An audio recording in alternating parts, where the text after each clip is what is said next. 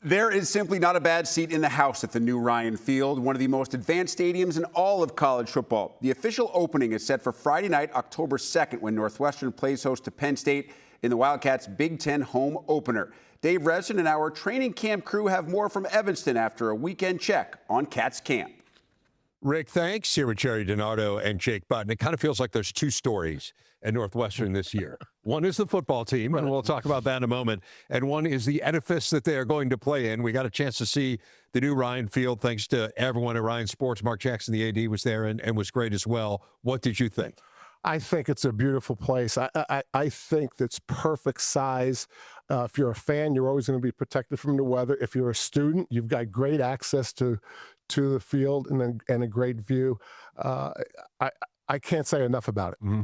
In terms of fan experience, I would stack that stadium up with just about any in all of football. That stadium is built with the fan in mind as the number one point of consideration. Mentioned you'll never be rained on. The seats are comfy. There's not a bad seat in the house. Even down to the food with the Chicago experience outside of the stadium. I mean, they're really embracing this city, and it's going to be fun to watch the team play. Jake, when you ordered food, you understood they weren't open yet. Not yet, but my mouth is watering. He's got a layaway. Yeah. It is amazing, and especially, and again, this isn't to slight the old place, but it's a lot nicer. The old place wasn't very nice. That wasn't great. Yeah. But, hey, they did the best they could with it. Okay, what about the team that's going to play in that stadium? This was a team last year. They made bowls 2 of the first 3 years under David Braun. He's the first coach ever to do that here at Northwestern. They have been driven by their defense and have been sluggish on offense. That is an issue that far predates David Braun, the 129th highest scoring team in the country over the last 10 years, and yet over 500 in that span. So now you bring in Chip Kelly. Right. So I think it's a new stadium. It's a new beginning for David Braun. You bring in Chip Kelly. Your defense has been good. The defense will just get better. I think he's in a real comfortable position with both coordinators. He's done great work under a very hard situation when he first took the job. He's a different person. I would be shocked if we're at the end of the season describing a Chip Kelly offense as sluggish, Dave. Like, that's just the word we never use. And I give Coach Braun a ton of credit because he recognizes that this was the thing that was holding this team back. It wasn't just Chip Kelly. Look at the entire offensive staff as a whole, a ton of turnover. And I think that this staff is going to take a major stride. The defense is going to be the defense, always in place. Excited to see what the offense does, especially Aiden Childs, because when Northwestern offense has been good, there's been above average quarterback play. Childs is absolutely capable of that, and now he's got one of the best play callers in football. New stadium, new start for David Braun.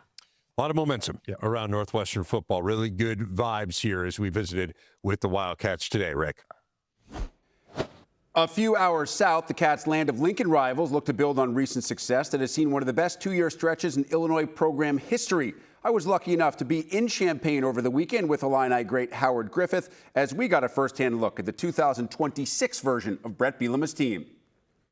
Howard, we were lucky enough to be here in Champaign on what was officially the last day of fall camp for the Illini as they get set for their September 3rd opener, a game you can see on the Big Ten Network. What jumped out to you from the practice we were lucky enough to watch? Well, the Jumbotron, that's huge. 250 wide by 70 high. Yeah, they're looking forward to lighting that up with highlights, particularly in the first game. But when you think about this team, I think you talk about week 2. That Duke matchup is going to be a big one for them to really, I think, get an idea of where they're going and also give you some real feel for what this defense and the new look defense is going to look like. I think this secondary could be not just the best unit on this team, Howard, but one of the best units in all of the Big Ten. Xavier Scott comes back from injury. Matt Bailey is a leader on and off the field. You have a lockdown corner in Juice Clark. They are awfully deep on that back end. Yeah, Matthew Bailey playing the chief position now at the free safety, so they're going to ask him to do a lot of different things. Be fun to get an opportunity to watch him work during this season, keep him healthy, and you talk about a secondary that's really second to none in this conference. And we will get to see first-year DC Bobby Hauck installing that 3-3-5 that he learned from the legendary Rocky Long. Yeah, it'll be interesting. Look, it's tough, so that's why I think you ultimately need to see it. What are teams going to do? How are offenses going to attack it? And are they going to be physical enough up front to be able to slow them down? So I think that's something that will be a work in progress throughout the year, but I'm anxious to see that system work. Speaking of offenses, the Illini will be led by Caden Hauser.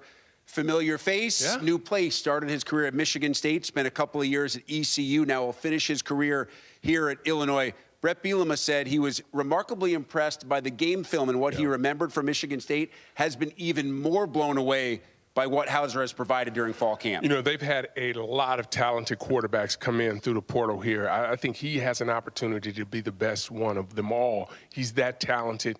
But as he talked about really starting to work on some of the fundamentals, getting rid of some of the bad habits that he may have created earlier in his year, he's dialed in and anxious to see the weapons that he has a chance to utilize on the outside. Lastly, I love speaking with Brett Bielema. I asked him about the goal that he's made public to reach the college football playoff after 19 wins the last 2 years.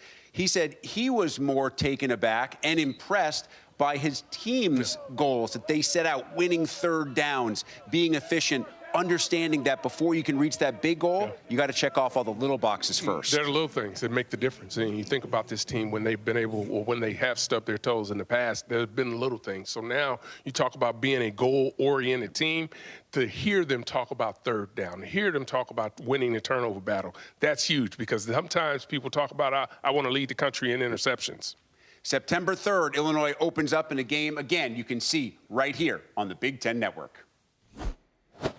And the Landjet made its final weekend stop in West Lafayette, where Barry Odom begins year 2 with a new, but not so new, defensive coordinator, as Kevin Kane returns to the same position he held during the 2023 and 24 seasons. Nearly 30 more transfers will help Odom continue his rebuild, though Ryan Brown does return as the presumed starter at quarterback. We take you back to Dave and our time-traveling training camp crew. Rick, thanks. We've made amazing progress here in the last few minutes as we are now in West Lafayette. Dave Refson, Jerry DiNardo, and Jake Buck got a chance to watch Purdue go through a scrimmage, so very different than watching what we normally watch in a preseason practice. What did you see from the Boilermakers? But much more informative, because we saw the scrimmage last year. It didn't look very good last year. It looked like an entirely different team. Tonight, I thought it was really well done. I think they got a lot done.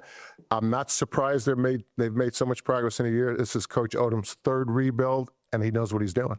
Year over year roster growth, I'd put him up there with just about anyone in the Big Ten. Of course, we'll see what happens this season and how it translates to wins, but there was a total investment at the line of scrimmage. The offensive line looks renewed. The wide receivers, they look to have depth and competition there. Running backs, defense across the board. And then the key is they did it early in the offseason. It was a scramble to put the roster together before last season. They were able to do it early in the offseason, and I think we saw some of that chemistry show up in a scrimmage tonight. I think Kevin Kane coming back, he was here at Purdue with Ryan Walters. He came back. He's given the defense tremendous energy. They were all fired up. He's a great X&O coach.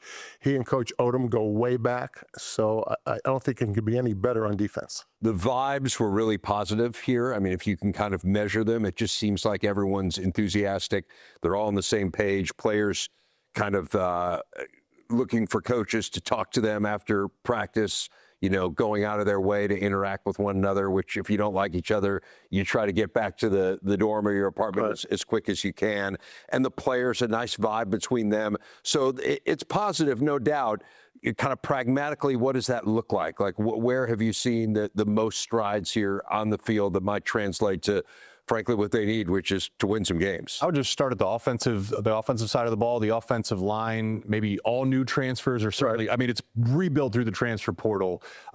Coach Henson seems to be excited about it. They look the part.